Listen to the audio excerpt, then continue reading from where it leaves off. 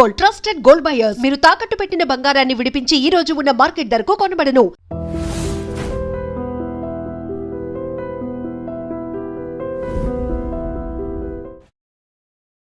Next రౌండ్కి వెళ్ళిపోదాం. అదేంటంటే rapid fire.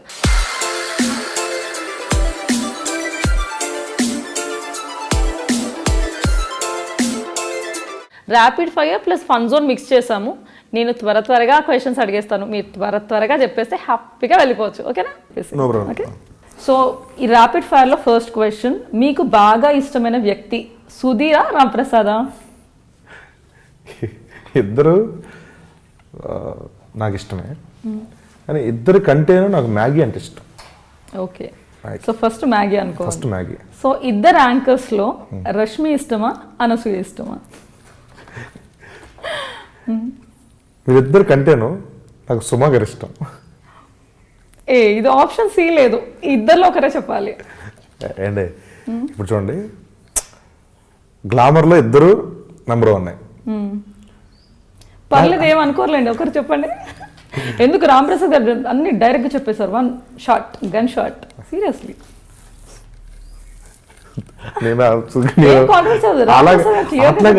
అట్లా కాదు. ఇప్పుడు నా గురించి నీకు సుధీర్ ఇష్టమా, సీను ఇష్టమా అని రాంప్రసాద్ అన్నప్పుడు నాకు సుధీర్ ఇష్టం అన్నప్పుడు నేను ఫీల్ అవుతా, రే నేను ఏం చేశాను నీకు తను చెప్పేసారు క్లియర్గా. ఏమని? నేను చెప్పను. సరే, నాకైతే okay. Rashmi, Anasuya. First question అడగలేదు, మిమ్మల్ని ఇబ్బంది పెట్టలేదు, బికాస్ అది కొంచెం గిల్టీగా ఉంటుందని అర్థం చేసుకున్నా. ఎంబరాస్మెంట్ వద్దు మనకి. ఇంత ఆలోచిస్తున్నారంటే ఏంటో నాకు అర్థం కావట్లేదు ఇప్పుడు. పర్లేదు, ఇట్స్ ఓకే. అయ్యే ఏంటండి మీరు పొలం పెడుతున్నారండి మా మధ్యలో.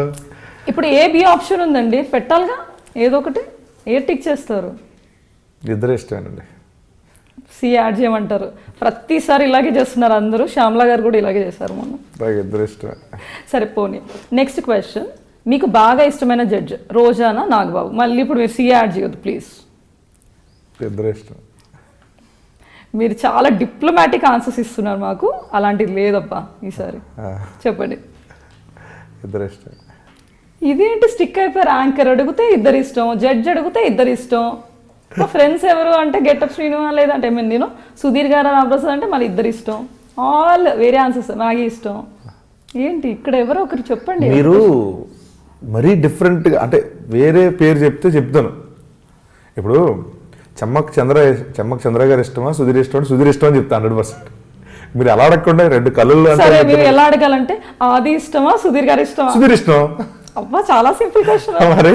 సరే, నెక్స్ట్ మరి చిరంజీవి గారు ఇష్టమా, పవన్ కళ్యాణ్ గారు ఇష్టం? చిరంజీవి గారు ఇష్టం. బ్రహ్మానందం గారు ఇష్టం, అలా ఇష్టమా? బ్రహ్మానందం గారు ఇష్టం. శ్రీదేవి ఇష్టమా, స్నేహ ఇష్టమా? శ్రీదేవి గారు ఇష్టం. గెస్ చేసా. సో ఈ గెటప్ శ్రీను గెటప్ లేకుండా నవ్వించలేడు అంటారు, నిజమేనా? Yes or no?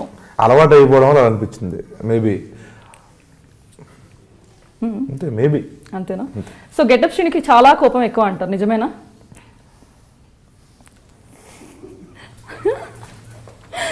చెప్పండి. పరిస్థితులు బట్టి వస్తూ ఉంటుందండి, కానీ మరి ఎలా కంట్రోల్ చేస్తారు? ఎప్పుడు కూడా నా కోపం వల్ల ఎవరిని హర్ట్ చేయలేదు. నిజంగా హర్ట్ అయితే చేయలేదు, వెంటనే ఇమ్మీడియట్లీ కూల్ అయిపోతాను. ఒక కాంట్రవర్సీ, బీపీ వచ్చిందండి. వచ్చేసింది ఆల్రెడీ. ఎంగేజ్ లో బీపీ తెచ్చుకుంటే ఎలాగండి?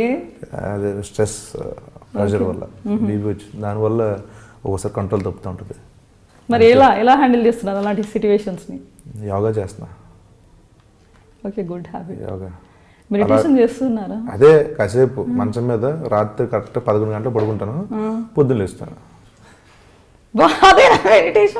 అదే మెడిటేషన్. చాలా బాగుంది. అంతే. ఒక క్వశ్చన్ అడుగుతా, పర్సనల్, కొంచెం కాంట్రవర్షియల్. ఆర్జీవి జిఎస్టీలో అవకాశం ఇస్తే చేస్తారా? ఆర్జీవి జిఎస్టీ మూవీలో అవకాశం ఇస్తే చేస్తారా? చేయను. నో? ఎందుకు చేయనండి. చెయ్యను అన్నారు, ఎందుకు? చేయను, అంతే. ఆన్సర్ లేదా? గెటప్ శ్రీనుకి యాక్టింగ్, యాంకరింగ్ లేకపోతే బతకలేడు, ఐ మీన్ అవి తప్ప వేరే ఏమీ రాదు, నిజమేనా? కాదు. ఎందుకు? నాకు వ్యవసాయం తెలుసు, డైరెక్షన్ కూడా తెలుసు, అది చెప్పండి. వ్యవసాయం తెలుసు అండి నాకు. అంతే, ఇక్కడ కాకపోతే ఎక్కడైనా బతికేసుకుంటా. గెటప్ శ్రీను డబ్బుల విషయంలో చాలా పిసినారి అది ఇది అంటూ ఉంటారు, అది నిజమేనా? అనేవాళ్ళు చెప్పమానంటే మీ యాక్టింగ్లో చాలా ఓవర్ యాక్షన్ ఉంటుంది అంటారు, ఏకీభవిస్తారా? పరిస్థితులు బట్టి చేస్తాను. ఓకే సినిమాకు ఒకలా చేస్తాను, స్టేజ్కి ఒకలా చేస్తాను. ఓకే. సో మీరు షార్ట్ ఫిల్మ్ చూసారు కదా, దాంట్లో ఒకలా చేస్తాను. స్టేజ్ ఒకలా ఉంటుంది యాక్టింగ్, సీరియల్ ఒకలా ఉంటుంది యాక్టింగ్, షార్ట్ ఫిలిమ్స్లో ఒకలా ఉంటుంది, సినిమాలో ఒకలా సెటిల్గా చేయాలి. సో క్యారెక్టర్ డిమాండ్ చేస్తే ఏదైనా చేస్తా అంటారు. Situation demand. సిట్యువేషనా? ఓకే, సిట్యువేషన్ అంటే క్యారెక్టర్ డిమాండ్ చేస్తుంది. ఒకవేళ జబర్దస్త్ షూటింగ్ ఉంది, అదే టైంలో మంచి మూవీ, మీ ఫేవరెట్ స్టార్ మెగాస్టార్, అవునా?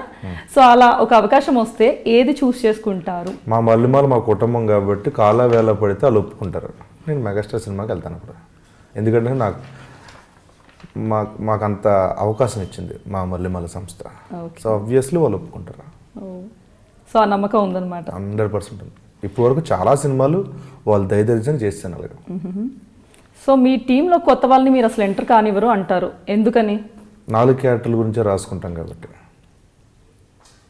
ఓకే. మీరు వంట బాగా చేస్తారంట, నిజమేనా? గెటప్ శ్రీను అంటే ఏంటి, ఒక సింగిల్ సెంటెన్స్లో చెప్పండి. Emotional sentiment fellow. జబర్దస్త్ సడన్లో ఆగిపోతే మన గెటప్ శ్రీను గారు ఏం చేస్తారు? ఏదైనా చేసి బతికేస్తారు. So ready to face? 100%. Comedian అవుదాం అనుకొని వచ్చిన వాళ్ళకి ఏం సలహా ఇస్తారు? కామెడీ చేయాలని. కామెడీ చేస్తే కమెడియన్ అవుతారు.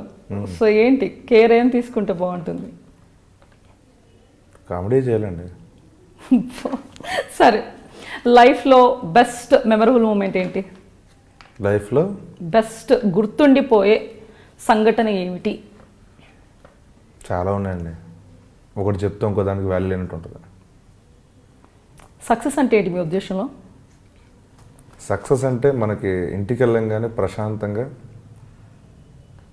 తల్లిదండ్రులతో, మనం నమ్ముకున్న వైఫ్తో, పిల్లలతో ఆనందంగా ఏ టెన్షన్ లేకుండా గడపడమే సక్సెస్.